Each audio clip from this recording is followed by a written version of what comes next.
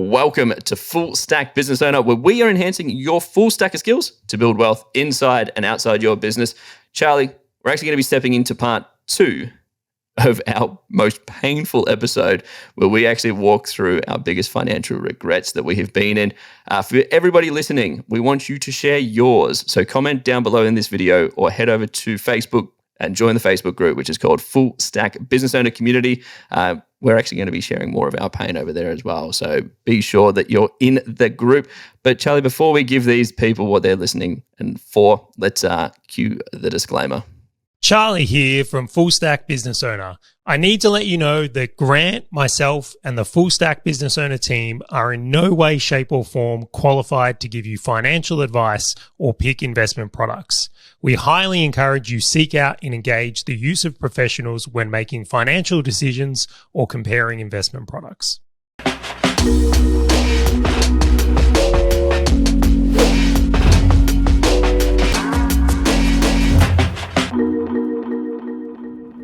Let's jump on from this one. I want to hear your point number 2.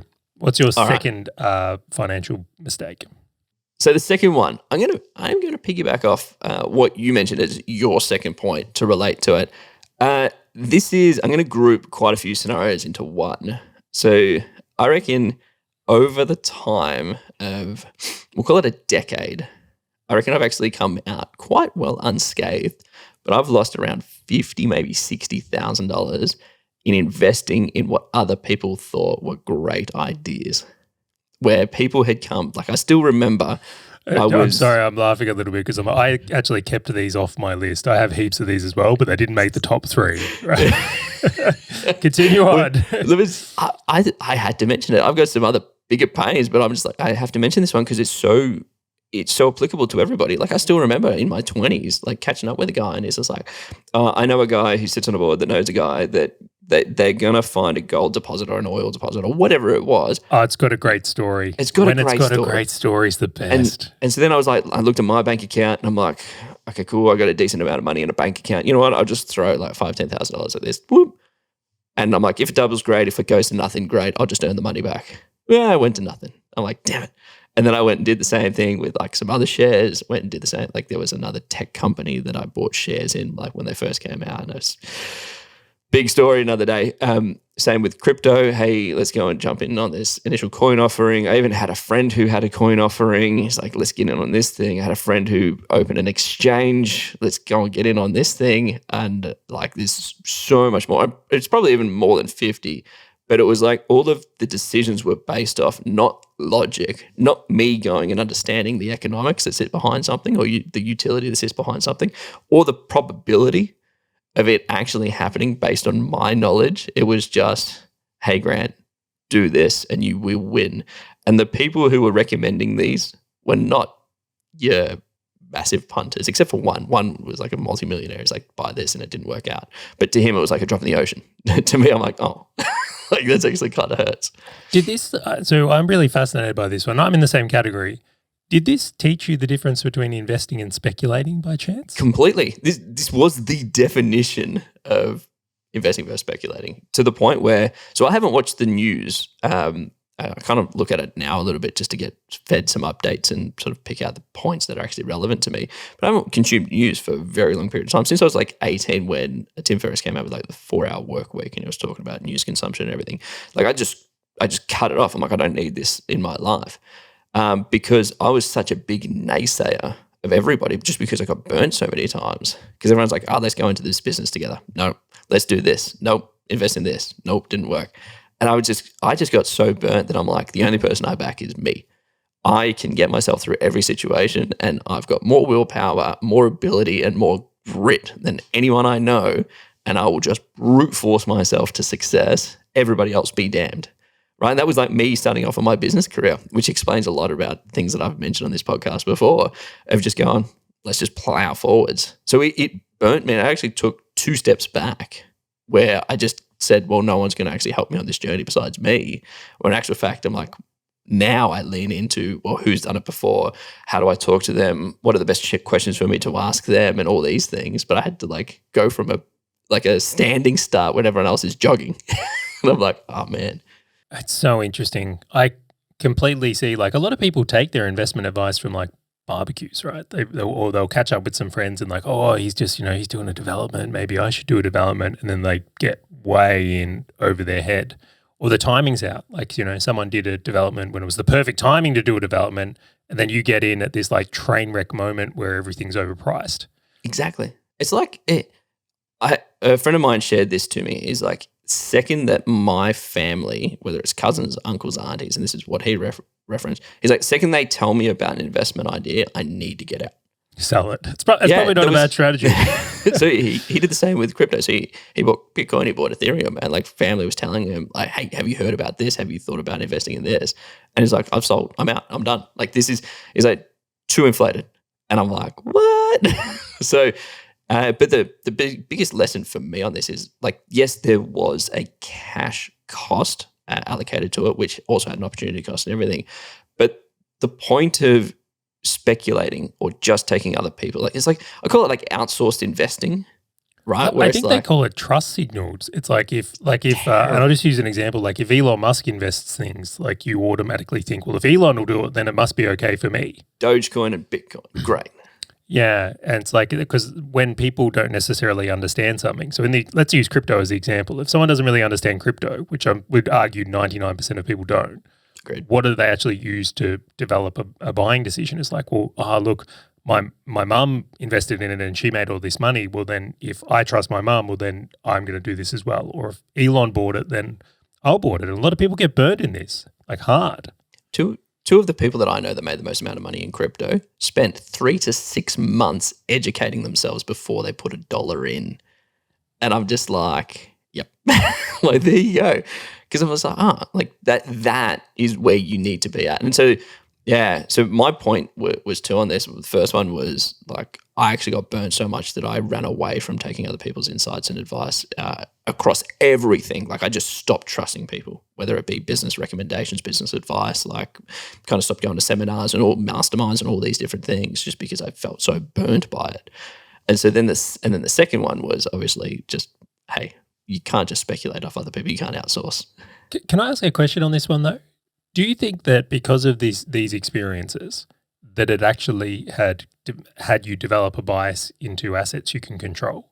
Because yes. I think for a lot of business owners, like let's pretend you had that experience on the gold mine or whatever it was, silver. I don't actually know what the mine was, but they didn't find what it was there and you lost your money. And you realize, well, if I was there in Western Australia, I would have found that gold. Exactly. Right? See where it come from? Yeah. And it comes back to that staying in your lane, right? What the hell do I know about like gold and oil exploration? Nothing. Like, how would I even know that they're doing a good job or that they've found a pocket or anything like that? It's pure speculation. It's like the story. The stories, they always get me. I'm like, listen to this thing. It's like, man, you don't understand. There's this guy and he's the ex-engineer at Google, right? And he's seen things he knows, right? And he's come out and he's got this new product because like Google can't build it because it's going to be a conflict to something they're already building. Yep. So like they're not going to build this because it would reduce the value of YouTube. So he's come out and I'm like, the story. But and so it really did. Like hence why I went back into I can control business, I can sell, I can market, I can deliver. That is what I'm going to do. Is I'm just going to back myself. Property has this attribute as well, right? This is one where you can like go to the actual thing and like renovate, develop. Like interestingly enough, like I looked at investing in a property years ago. About it was 2006 is when I started looking. But then I turned into business and I just said, well, I can control business because I didn't understand the different assets at the time of like property. Like I didn't look at property going, I could completely manipulate this just the same as a business. I looked at business is the only thing I can control. I can change everything. I can do it all. That's it. Like that's the only way I'm going to win. But upon hindsight and talking to people, like totally can control this stuff. I would almost make the argument you can do it in all the assets. Like if you think of like, I know we've been going on a bit of a Carl Icahn just rampage at the moment, listening to some of his. He's a very interesting thinker. I enjoy when he does an interview. He just thinks differently. He's one of these people that thinks differently. But to the idea is like he's totally doing like, I think he calls it activism or corporate radar. So these are like listed companies where he's going in and actually seizing control of a company to make changes that is listed. So like there are ways, and I'm sure the same exists in like other assets as well. Like in crypto, you could build a coin or build a tool on a coin to affect things. But it's a very, very interesting thought here. Yeah, and he stays in his lane is like the key thing to this. Like speculation and things, investing in things I have no idea about is only going to lead to disaster. I'm just going to be sitting there holding the bag. What about your third one, Charley? There's always a moment of sadness before I have to tell you one of these. The minute of silence for the lost money.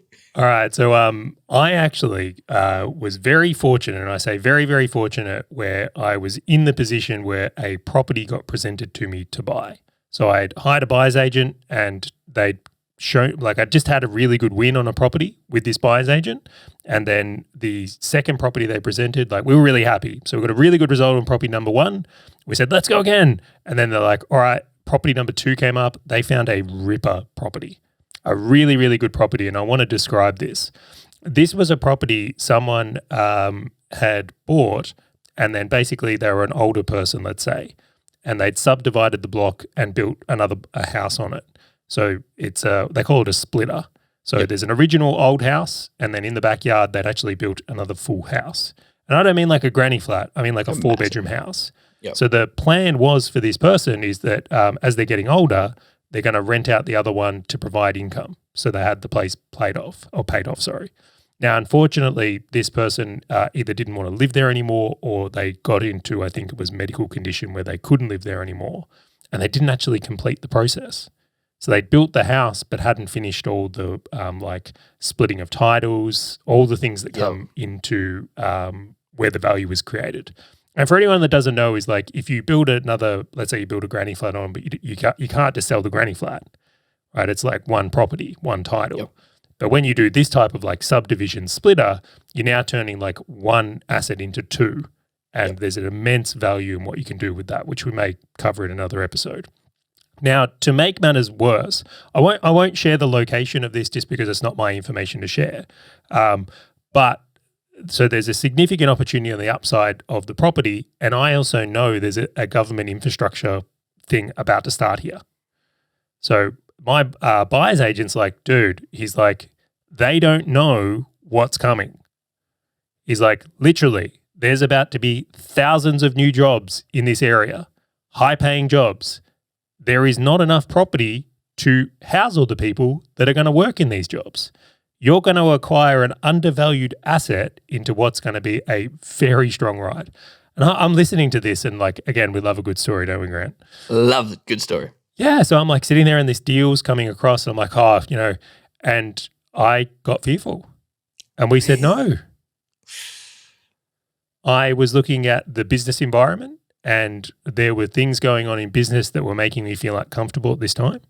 So I was looking at this going, if I take this amount of money out of this bank account and put it into the deposit of this property, and there was also some works to do to complete the subdivision. Of course. That I'm going to be actually well below my comfortable level, and that I'm going to miss out. Like if things keep getting worse here, like, or something doesn't go well, is like this could actually take us down. Yep. Now, completely unjustified. Just to be really clear on that, like buffers so high, it was like, I'm talking Charley like buffer. Charley buffer. And if you haven't listened to that previous episode about buffers, you will know that I am. Charley buffers are crazy. I'm a conservative guy, but I'd really built up this narrative that if I put, I think it was like a couple of $100,000 into this house, that it's like I was going to be like, I won't sleep at night.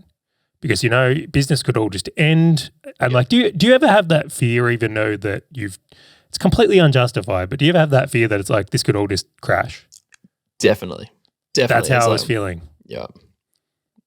I lost my confidence, Grant. And I was, so I pulled out of that deal, and I was sitting there, and then, do you know what happened?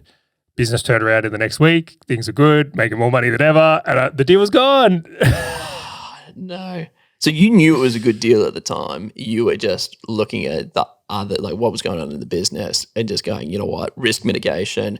I need to protect my business at right now, because that'll earn me money, and then I can go and look after other opportunities, and this opportunity similar to this might pop up again.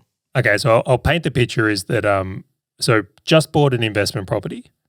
Okay, had a really good result on that. but did definitely notice less money in my bank account because we put money into the deposit.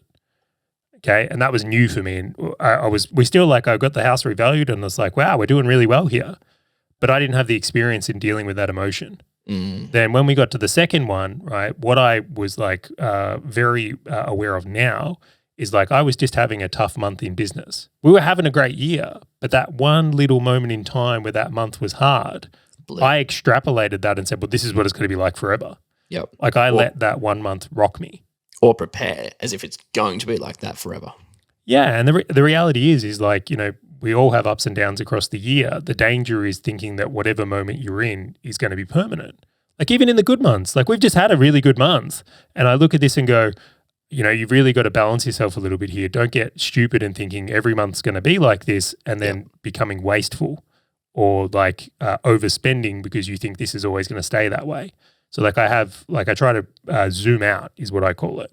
So after that situation has happened, because I know that you've done a lot of investing probably since that scenario has happened. Have you seen a similar situation to that where you're like, cool, the business is down in comparison to previous months.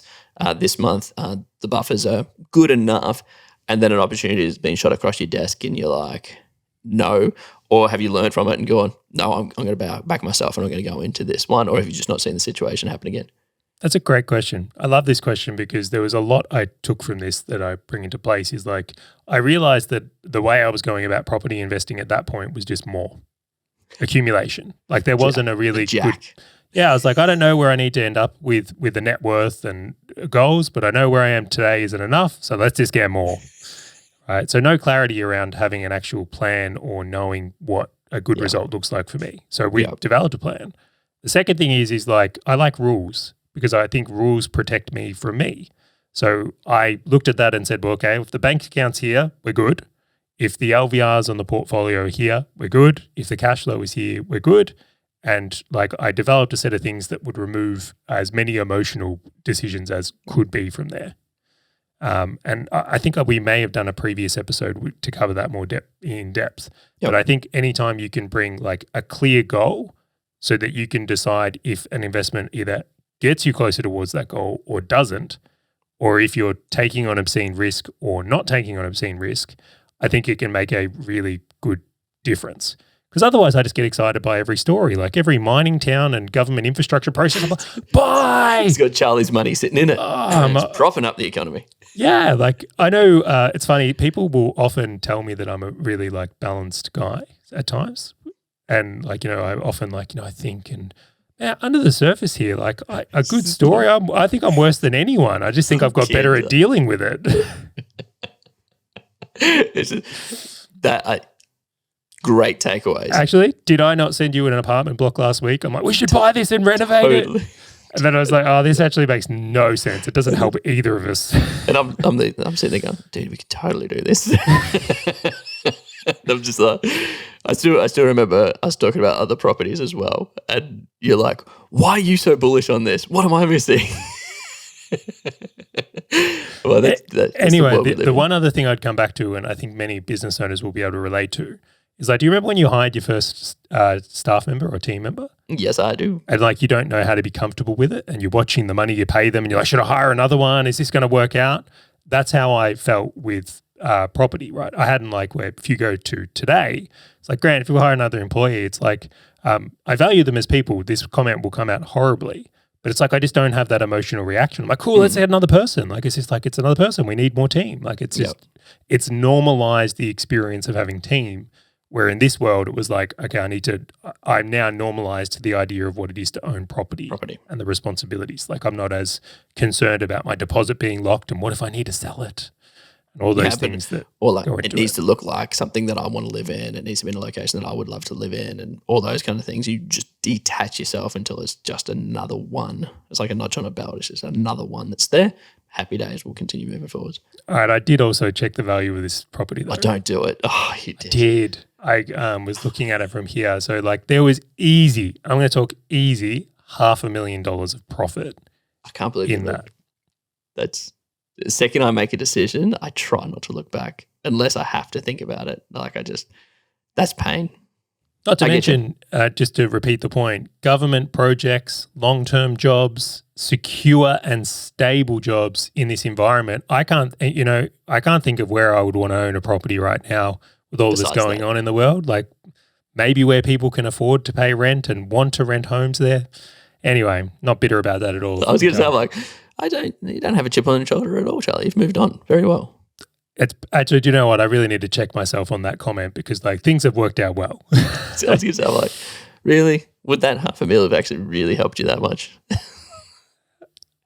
All right. Maybe. I'll say maybe. I'll say maybe. You know, it would have been nice. Anyway, let's do it. Number 3 for Grant. All right. So this one's an interesting one. So the preface to this story, and this is a long-winded story, so I'm going to sort of extract out some to get the actual lesson to it. So I was very fortunate.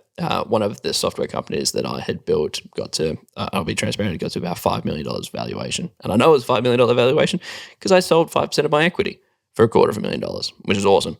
To which I went and took $200,000 and loaned it to a software company. And this was in 2015, which is awesome. So nothing quite like going, cool, I'm going to take out some money because at that time, funnily enough, I was actually going to invest in a property. So I'm like, great, I'm going to sell some equity, I'm going to diversify, and I know exactly what I'm going to do with this money. Happy days. And then I'm like, I can totally help this business grow. Use $200,000. Can I ask a question on this? Was this the time when I think you were showing me like some property or development in like Geelong or something like that? That is exactly what I was doing. That is exactly what I was doing. So I went and did what I always do, which is go and buy a watch to mark the occasion. Like, cool, went and sold equity in a company at $5 million valuation. Happy days, high fives all around. What I'm going to do, you and I called up, hey, this Geelong, I think it's going to be awesome. I still wish that I bought it. Anyway, invested it in this business. It was going to be a very short payback term. I scored a little bit more equity in the business because I had put the money in. And so, Charlie, transparently, it is middle of 2022. And 7 years later, they still owe me about $110,000 of that $200,000, to which it is just sitting there depreciating. So every time we get informed of inflation going up, I just go, this money is just dropping. So yes, it is not documented, like it's documented on paper, but there's no interest rate attached to it in that documentation. It was almost like a promissory note, like an IOU, and it was meant to be like a 3 to 6 to 9 months. And it turned into 7 years so far. Ouch.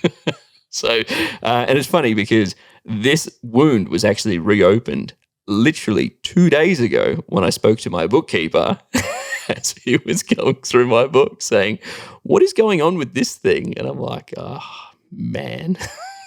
You know, before we unpack that, I think first we should acknowledge that you actually were able to sell a stake in a company and actually take a win, right? Fair. That is fair. Like very few people either get to that point. I do think it's an awesome achievement and you should be very, very proud of that. It's like I haven't done that and I think it's something that is quite notable. I'd put it on my resume. I'll put it that way. Sold equity in said business. Yeah, it's like something on the business journey to be proud of, right? I think there's all these things we are fortunate enough to be able to get up to that we should mark those occasions. Like I think if anyone sells a company, should be another one. Like to complete 100%. The trilogy to build, grow, and then sell is like I think really, really cool also. But the second part of this is that this is a really fascinating from my point of view is because you look at it and go, I literally remember the property you showed me in Geelong, right? And you were talking about all these things at the time, which I have no idea if it was a good investment or not. I can only speak that Geelong's done pretty well in the last 7 years. I deliberately have not looked. I don't. Geelong's dead to me. Like I just don't look at Geelong anymore. We could just rub it out on the map, right? It doesn't exist. I feel like it's a pretty strong economy as well. It's not like it's going anywhere from what I understand. Shut up. Anyway, the other side of it though is like when we look at that's one side of like the opportunity cost.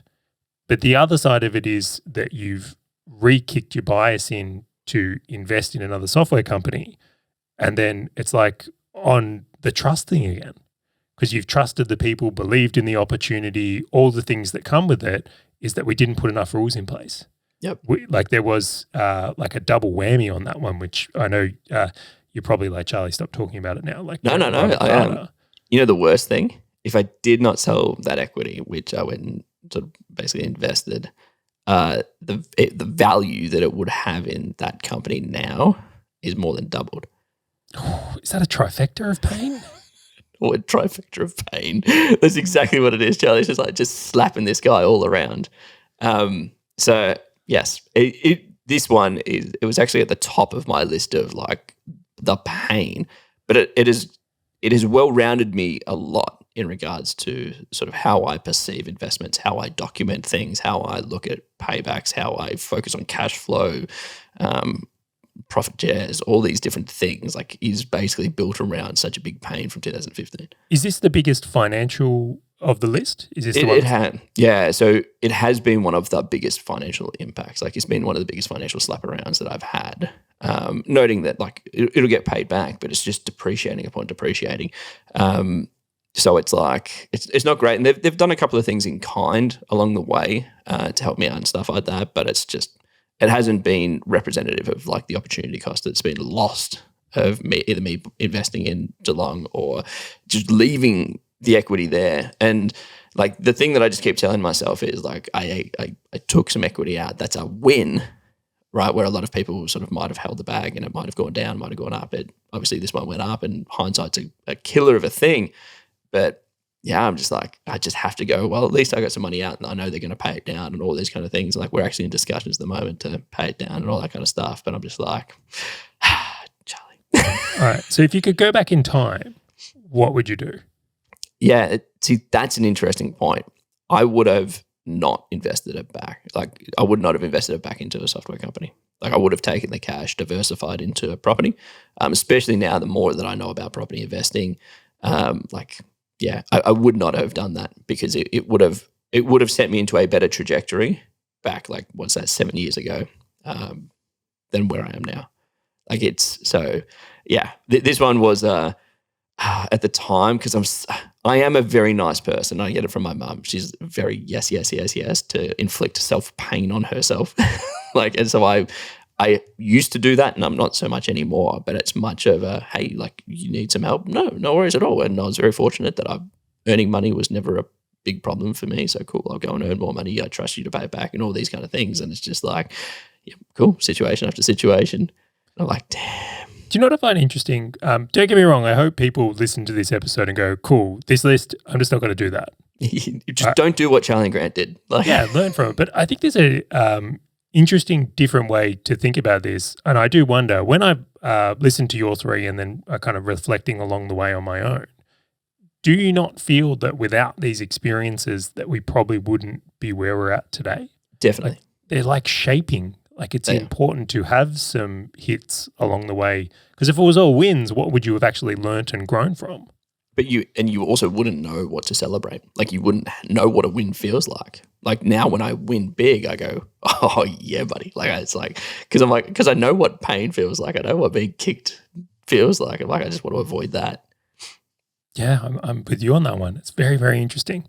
All right, let's wrap this one up. We've gone way over what I thought this episode was. We're probably going to have to break it into two parts. But it is into two do you know what? parts. I'm stealing a little bit here. It's like, I am dying to know what other people have done. So if you're watching this on YouTube or you're in the Facebook group, please leave us a comment and let us know, because I think these stories, there's so many powerful insights and impacts that can come from it.